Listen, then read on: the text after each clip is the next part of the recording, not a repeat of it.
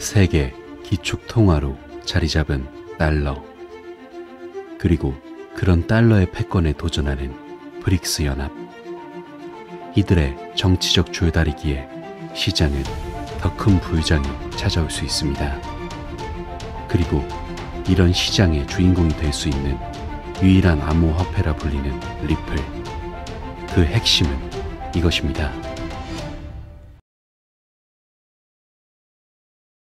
안녕하세요, 크립토피아입니다. 금일 브리핑 시작해볼게요. 먼저 대장인 비트의 흐름부터 체크해보려고 하는데, 비트는 최근 최고점으로 69,300달러를 기록했지만 다시금 5시간 만에 59,200달러로 급락하기도 했었죠. 여기서 레버리지 매수 포지션의 청산으로 인한 급락으로 약 296,908명 트레이더가 10억 달러 이상의 포지션을 청산했으며, 롱 포지션의 경우 8억 9,200만 달러, 숏 포지션의 경우 2억 9,100만 달러로 파악되고 있죠. 이번에 이 물량은 6개월 만에 가장 큰 암호화폐 청산 이벤트로 보여주고 있는데, 시장에서는 반드시 필요한 레버리지 리셋이라고 표현하고 있고, 급등 이후 조정을 보이는 게 보통 사상 최고치를 기록할 때 흔히 볼 수 있는 현상이기 때문에 시장도 건강한 조정으로 바라보고 있다는 걸 알 수 있고, 이러한 급격한 하락에도 불구하고 공격적인 매수세가 유입되면서 시장의 회복력은 충분히 드러나며 6만 달러를 강력한 지지선으로 구축하고 있어요. 더불어 아직 시장의 강세장이 이제 시작이라고 생각하는 이유는